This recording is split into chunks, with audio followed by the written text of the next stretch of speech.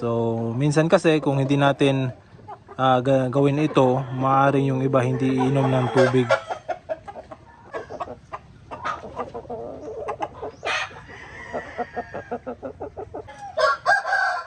Yan o, maganda yung kulay.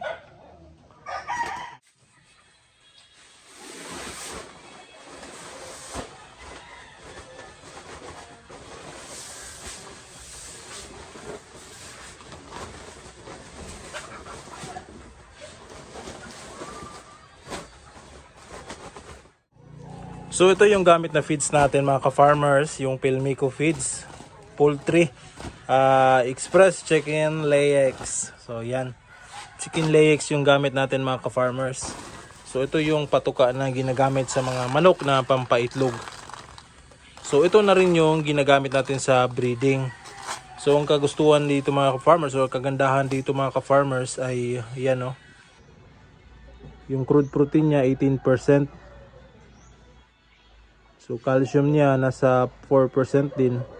So pampaitlog talaga ito ng manok mga ka-farmers. So crumble po ito yung binibigay natin. Kumpara sa laying mash na parang powder lang talaga, ito crumble. Alright, so ito yung kanyang guide or ating nutrition packs. So yan o. So ito, kukuha tayo nito, ilalagay natin dyan sa lalagyan at magpapakain tayo ng mga manok. So ito na mga ka-farmers, may mga nagtatanong kung okay lang ba ipakain yung chicken layex doon sa mga manok natin mga ka-farmers na mga ka-farmers na nangingitlog, at saka pati sa rooster, hindi ba masisira yung rooster. So ang kasagutan yan mga ka-farmers ay itong chicken layex, masubukan ko na naman noon na ito yung ginamit natin sa hi ka-farmers. Hi ka-farmers. Ka-farmers. Hey ka-farmers. So ito mga ka-farmers, papakainin muna natin yung manok at mamaya pupurgahin natin ito. Katawa.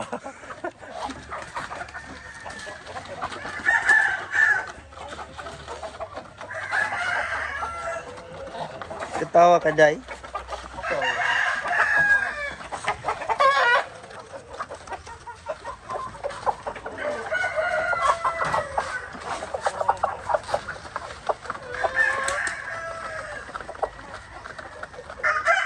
So ito, pinapakain muna natin mamaya 30 minutes.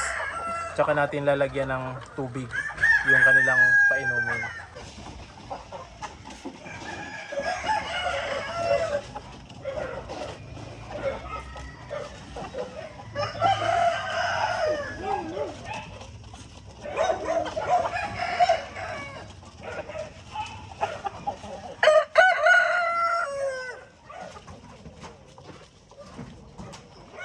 Tuloy na patuloy. Magbigay ka na patuloy ng isig. Victoria bro,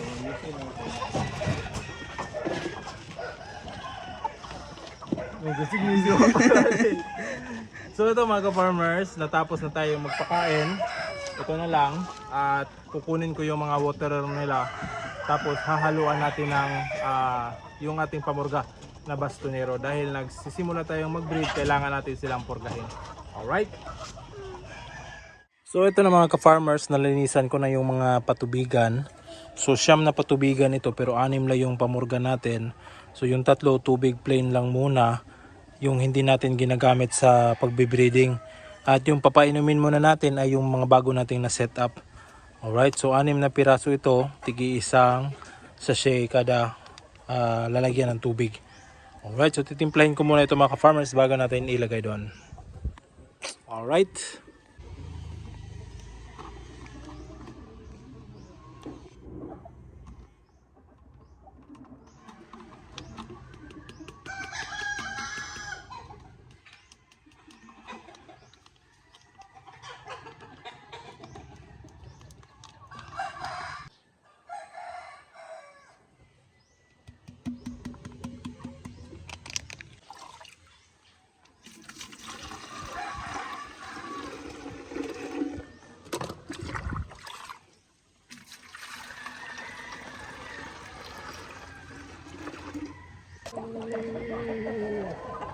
So ayan mga ka-farmers, uhaw na uhaw itong mga manok na ito dahil matagal nating binigyan ng tubig. So sa ganitong pamamaraan, makakainom sila ng tubig at siguradong ma-intake nila yung purga.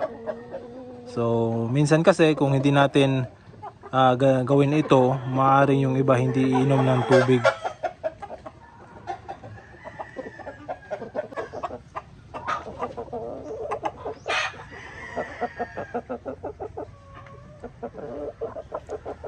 So yan, no, uhaw na uhaw itong mga barred rock natin. Ito, hindi gaanong uhaw.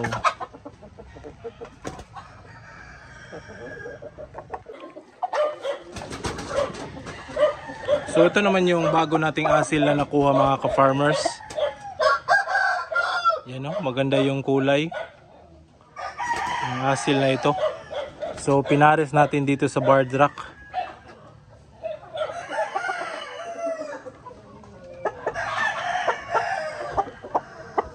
Ito siya.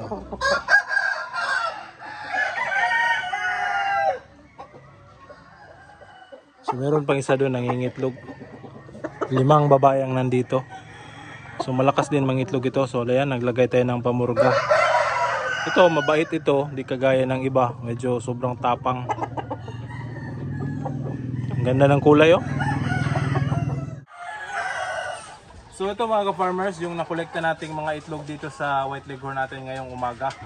So kagabi nakakuha pa tayo ng 3 sa umaga, 6. So ito naman ngayong araw na ito, 2, 4, 6, 6. Ito maganda na yung size, malaki na, nasa mga large na yung size ito.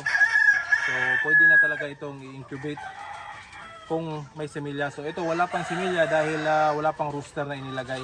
So baka next week tayo magsasalang ng mga white leghorn natin. So ito maganda na talaga mga ka-farmers, oh. Ang titibay pa ng eggshell.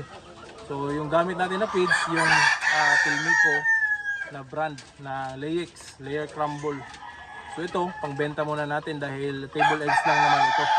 Alright, so baka mamayang hapon meron pa itong mangingitlog pa ito. Alright.